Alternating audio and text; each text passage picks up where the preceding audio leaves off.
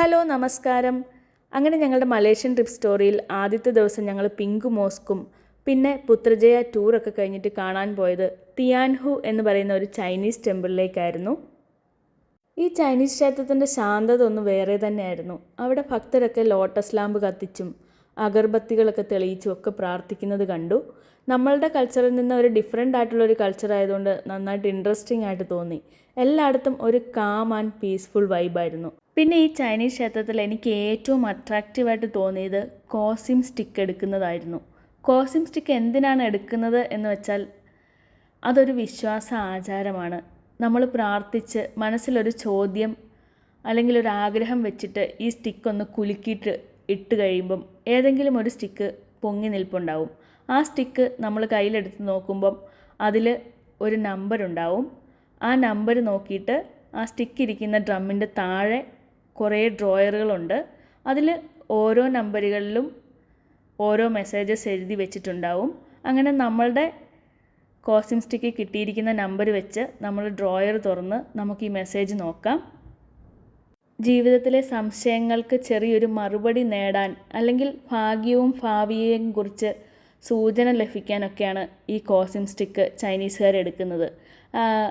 Actually അവർക്ക് മനസ്സിന് സമാധാനം കിട്ടാൻ അല്ലെങ്കിൽ ദൈവത്തിലുള്ള വിശ്വാസം പ്രകടിപ്പിക്കാൻ അങ്ങനെയുള്ളൊരു പോസിറ്റീവ് ഫീലിംഗ് കിട്ടാൻ വേണ്ടിയിട്ടാണ് ഈ കോസിം സ്റ്റിക്ക് എടുക്കുന്നത്.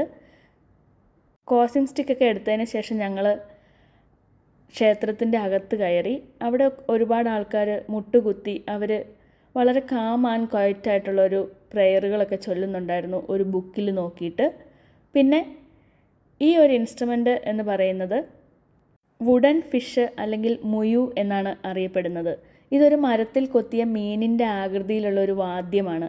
അതിൽ സ്റ്റിക്ക് കൊണ്ട് ഇങ്ങനെ അടിക്കുമ്പം അതിൻ്റെ ഉള്ള് പൊള്ളയായതിനാൽ ടക്ക് ടക്ക് എന്നുള്ളൊരു സൗണ്ട് കേൾക്കും. പ്രധാനമായിട്ട് ഈ ചൈനീസ് ക്ഷേത്രങ്ങളിലൊക്കെ ഇത് പ്രാർത്ഥനയ്ക്കിടെ ഉപയോഗിക്കുന്നത് എന്തിനാന്ന് വെച്ചാൽ മന്ത്രം അല്ലെങ്കിൽ പ്രാർത്ഥനയൊക്കെ ഒരേ താളത്തിൽ റിതമിക്കായിട്ട് പോകാൻ വേണ്ടിയിട്ടാണ്. മനസ്സിൻ്റെ ശ്രദ്ധയൊക്കെ കേന്ദ്രീകരിക്കാൻ വേണ്ടിയിട്ടാണ് അവരിത് ഉപയോഗിക്കുന്നത്. അവരുടെ വിശ്വാസം അനുസരിച്ച് മീൻ ഒരിക്കലും കണ്ണടക്കില്ല, അത് ഭയങ്കര ജാഗ്രതയുടെ ചിഹ്നമാണ് എന്നാണ് അവർ കരുതുന്നത്. അതുകൊണ്ടാണ് ഇതിനെ വുഡൻ ഫിഷ് എന്ന് പറയുന്നത്. അങ്ങനെ ഞങ്ങൾ ക്ഷേത്രത്തിൻ്റെ അകത്തെ കാഴ്ചകളൊക്കെ കണ്ടിട്ട് പുറത്തേക്ക് ഇറങ്ങി. ക്ഷേത്രത്തിൻ്റെ തൂണുകളും വിളക്കുകളും കൂടുതലും ചുവപ്പ് കളറിലാണ്. ചൈനീസ് സംസ്കാരത്തിൽ ചുവപ്പ് നിറം സൗഭാഗ്യവും സന്തോഷവും സമൃദ്ധിയും ഒക്കെയാണ് സൂചിപ്പിക്കുന്നത്. ഈ ക്ഷേത്രം ഏകദേശം 6 നിലകളിലായിട്ടാണുള്ളത്. ഇത് റോബസ്റ്റൺ ഹിൽസ് എന്ന് പറയുന്ന ഒരു കുന്നിൻ്റെ മുകളിലാണ്. ക്ഷേത്രത്തിൻ്റെ ഏറ്റവും മുകളിലത്തെ നിലയിൽ ചെല്ലുമ്പം തന്നെ നമുക്ക് നോക്കുമ്പോൾ സിറ്റിയുടെ ഒരു നല്ല വ്യൂ തന്നെ കാണാം. നീഡിൽ ടവറൊക്കെ നമുക്ക് അവിടെ നിന്ന് കാണാൻ പറ്റും. അങ്ങനെ ആ കാഴ്ചകളൊക്കെ കണ്ടിട്ട് ഞങ്ങൾ പുറത്തേക്ക് ഇറങ്ങിയപ്പോൾ അവിടെ ഒരു പ്രതിമയുടെ സമീപത്തു നിന്ന് വെള്ളമൊക്കെ വരുന്നുണ്ടായിരുന്നു. ആൾക്കാരൊക്കെ അവിടെ നിന്ന് നമസ്കരിച്ചിട്ട് ആ വെള്ളം എടുത്ത് തലയിലൊക്കെ തേക്കുന്നുണ്ടായിരുന്നു. അങ്ങനെ അവരുടെ ഒരു ആചാരമായിരിക്കാം. നമുക്കും അത് കണ്ടപ്പോൾ ഭയങ്കര ഇഷ്ടപ്പെട്ടതുകൊണ്ട് ഞങ്ങളും അതൊക്കെ ഒന്ന് ട്രൈ ചെയ്ത് നോക്കി. അതൊക്കെ കഴിഞ്ഞ് നമ്മൾ ക്ഷേത്രത്തിൻ്റെ ഓരോ നിലകളിലൊക്കെ പോയി നിന്നിട്ട് നല്ല ഫോട്ടോസും അതുമൊക്കെ എടുത്തു. ആക്ച്വലി പറഞ്ഞു കഴിഞ്ഞാൽ ക്ഷേത്രത്തിൻ്റെ ചുറ്റിനും റെഡ് ലാൻറ്റേൺസും ട്രഡീഷണൽ ആയിട്ടുള്ള ചൈനീസ് ഡെക്കറേഷൻസൊക്കെ ചേർന്നിട്ട് എപ്പോഴും ഒരു ആഘോഷത്തിൻ്റെ മൂഡ് പോലെ തോന്നി നമ്മളത് കാണുമ്പോൾ. എല്ലായിടത്തും നോക്കിയാലും ചുവന്ന കളറുള്ള അലങ്കാരങ്ങളായതുകൊണ്ട് ഭയങ്കര മനോഹരമായിട്ട് നല്ല തിളങ്ങി നിൽക്കുന്ന പോലെയാണ് തോന്നിയത്.